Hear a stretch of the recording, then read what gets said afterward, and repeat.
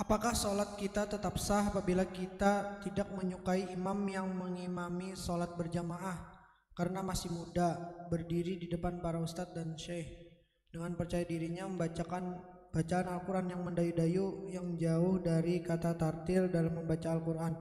Bukankah menjadi imam sholat berjamaah itu ada syarat-syaratnya dan bukan hanya sekedar hafal Al-Quran? Barakallahu fikum.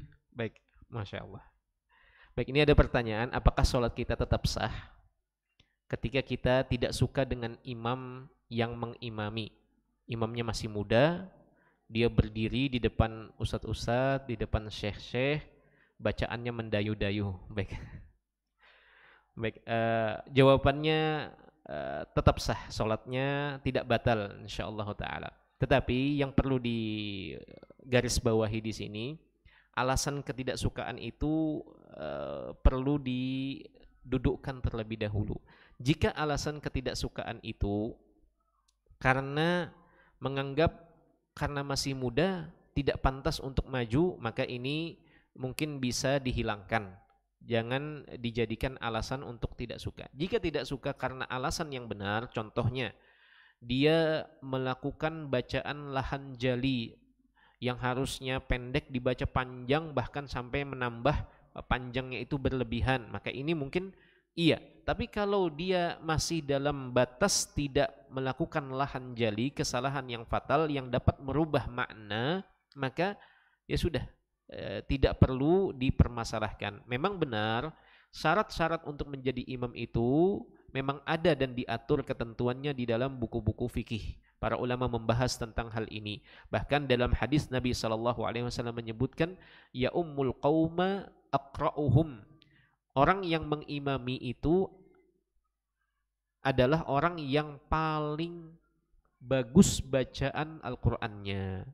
Nah, sebagian ulama menyebutkan bagus bacaan ini tidak hanya bagus dari sisi bacaan, tetapi juga paham hukum-hukum yang ada di dalam Al-Quran itu sendiri. Jadi orang yang bagus bacaan juga harus ditopang dengan pemahaman terhadap Al-Quran dan juga tahu bagaimana kondisi-kondisi ketika mengimami. Karena ada kondisi-kondisi seseorang ketika dia imam, misal dia lupa bilangan rakaat, apa yang dilakukannya itu harus paham, dia harus belajar. Kemudian kalau dia batal kentut misalkan, apa yang dilakukannya? Apakah tetap meneruskan sampai selesai? Nah, ini masalah nantinya. Kemudian kondisi yang ketiga, kalau seandainya dia datang kemudian mengimami sholat dan dia baru ingat di tengah-tengah sholat dia belum wudu atau wudunya batal dengan kentut sebelumnya, sebelum sholat. Nah, ini bagaimana? Ini kondisi-kondisi yang harus dipahami oleh orang yang mengimami sholat. Karena kita tidak tahu, ada kondisi yang kita tidak menyangka atau menduga. Makanya seorang imam yang mengimami sholat, dia tidak hanya syaratnya itu harus bagus bacaan, tidak. Tetapi selain bagus bacaan, artinya sesuai dengan kaidah-kaidah yang ada dalam bacaan Al-Quran. Yang kedua, dia paham tentang hukum-hukum di dalam Al-Quran maupun juga hukum-hukum sholat berjamaah. Paling tidak dia paham yang dasar-dasarnya. Paham yang dasar-dasarnya. Kemudian kalau seandainya ada dua orang yang sama-sama bagus bacaannya, ilmunya sama, maka masuk kategori yang kedua. Yaitu apa? Yang akbaruhum sinnan, yang usianya lebih tua, yang usianya lebih tua. Kalau zaman dahulu, yang lebih dahulu masuk Islamnya. Jadi kalau ada di antara dua sahabat sama-sama punya hafalan Al-Quran yang sama, pemahaman yang sama, kemudian maka yang maju, yang dipilih maju adalah yang lebih dulu masuk ke dalam Islam, yang lebih dulu masuk ke dalam Islam.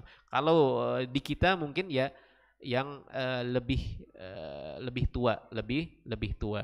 Tetapi bukan berarti yang muda tidak boleh maju, mungkin karena ada penugasan atau dijadikan imam tetap oleh pihak masjid. Maka ini ada kondisi-kondisi pengecualian. Nah, itu dipahami. Bahkan ustadz yang senior tidak boleh mengimami tanpa seizin imam tetap. Misalkan di masjid ini sudah ditunjuk, imam tetapnya adalah anak santri misalkan.